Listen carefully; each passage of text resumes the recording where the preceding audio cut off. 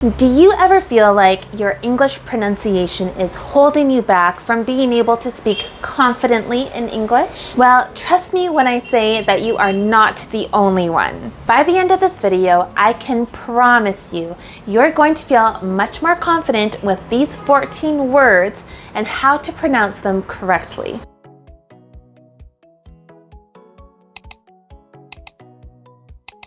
I'll actually give you a little disclaimer before we start, and that is that a lot of English native speakers say these wrong all the time. So let's start with the first one. Espresso versus espresso. So notice how in the correct way we say espresso, because there is no X when you see the word. It is espresso. But for whatever reason, over time, people tend to say espresso all the time. I don't know why. I was gonna make espresso. All right, this next one is mischievous versus mischievous. So mischievous, it means like when someone is being a little naughty or is always planning something to do something wrong. Like little kids, they like to steal cookies. They like to punch their little sister. Like they're being mischievous. But we also love to say mischievous, although the correct spelling says mischievous.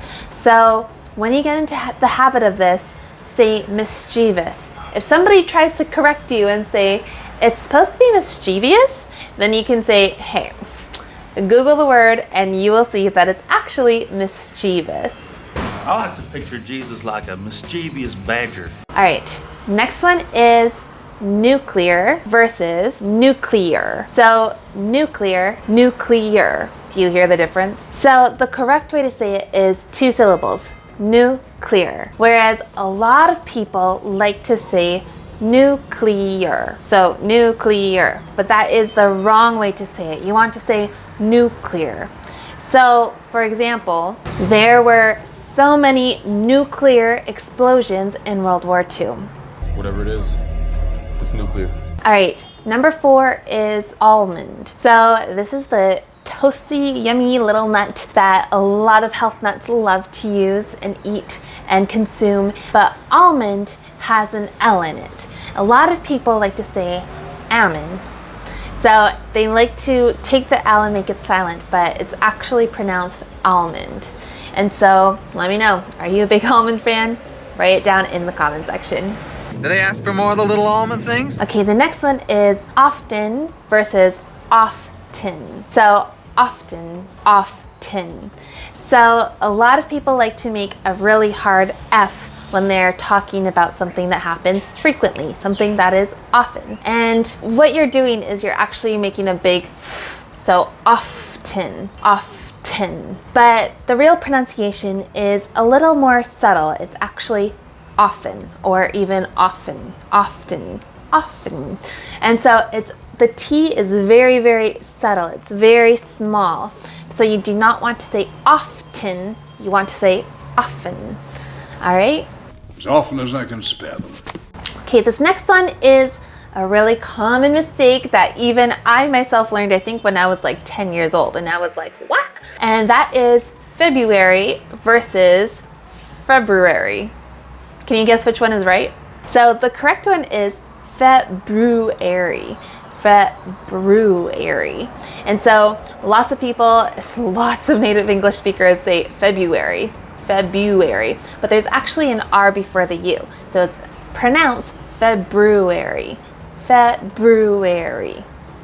Okay? That R is extremely important, although this is one that you could probably get away with where people won't even notice if you say it the wrong way. But just so that you know, it's February. How do you like Wisconsin in February? All right, this next one is also a common mistake that so many native English speakers say, and that is prescription versus prescription. So, do you hear the difference? Prescription, prescription. So, when you are needing a prescription from the pharmacy, then you'd say, hey, can I please get my prescription? If you say prescription, they will still understand you, but the pronunciation, the correct pronunciation should be that R at the beginning. prescription. I have a prescription. Okay, number 8. Library versus library. Library, library. So you could probably assume and guess that the correct version is library. We need to have that R. Library. Brary, and it is not library. So I don't know why, but for some reason a lot of people like to remove the R, making it library. But you want to make sure that R is right after that B, so it sounds like library. I'm going to the library after class, or I want to go to the library to pick up some books. This next one is more common among English language learners, assumingly like yourself, and that would be the difference between specific and Pacific. So specific, Pacific, specific, Pacific. As you probably know, the Pacific is an ocean. So we are not talking about the Pacific Ocean. You want to make sure that S is there to say specific, specific. If you want to know about a specific ocean, you can research the Pacific Ocean. So there is a clear difference there. You want to make sure that S is very prominent as you are saying it. You know what the Mexicans say about the Pacific? He was very specific about it.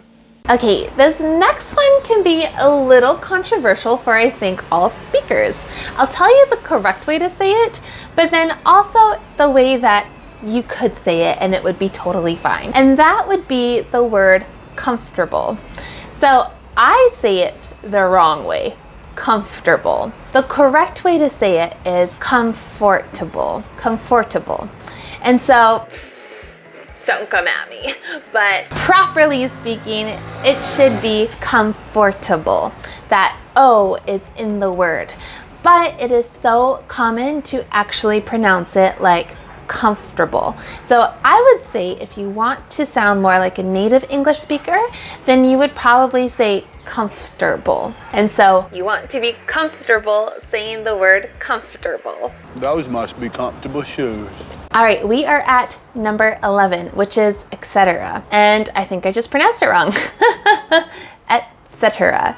So etc. is that ETC that you use usually when you are writing something. You don't usually just say it for the sake of saying it. You usually would write it, and as you were reading something out loud, you would have to say the word. And so that is etc. And of course, you would know that you would use etc. when you are trying to indicate that there is more to a list, but you're just stopping the list at that point. And so a lot of people want to say etc. with that X sound, etc. But there's actually no X in there at all. So you want to say etc. Et, etc. Hydrogen, carbon, oxygen, sulfur, silicon, etc. Okay, number 12 is more for, again, English language learners. And this would be the difference between height and height. Height, height. So lots of language learners want to say height, but there's actually no TH at the end of the word. So you want to start saying height with a hard T at the end, height. And so that will make it sound more clear and more understandable for whoever you are talking to. Height. Height. No. Now, let's talk about some politics. Whenever you have someone running for an election, they are a candidate. But I actually said it wrong. So the biggest misconception is that you want to say candidate, but the proper word is actually candidate. It has a D, so candidate. So there are 5 candidates running for president, or there are candidates running for, I don't know, student president or something like that. And so the idea is that you want to say you don't want to say n candidate, you want to say candidate. Try picking a more suitable candidate this time. All right, this last one is even hard for me to pronounce, and that would be the difference between jewelry and jewelry. So if you were to actually look at this word, I don't know why we say it the way we say it. And so you want to say jewelry because you have the word jewel and then RY at the end. Jewelry, jewelry. I have lots of beautiful jewelry. I want to have lots of beautiful jewelry. But a lot of people, including myself sometimes, say jewelry. So if you hear jewelry, just know that it's actually not right. It's supposed to be jewelry. Your wife's already gone through all your mother's jewelry. So if you made it to the end of this video, now you know how to pronounce many more words than actually a lot of native English speakers don't know how to pronounce. So if you made it this far, good job, good job. I hope you practice these words, and I hope if you want to continue your English language learning journey with me, check out my free roadmap down below. It's the first link there. I've created this entire ebook that helps you get from this level of English all the way up to advanced. So wherever you are at before advanced, then this is the guide to help you get all the way to the top of your English game. All right, and if you want to keep going, check out this video next.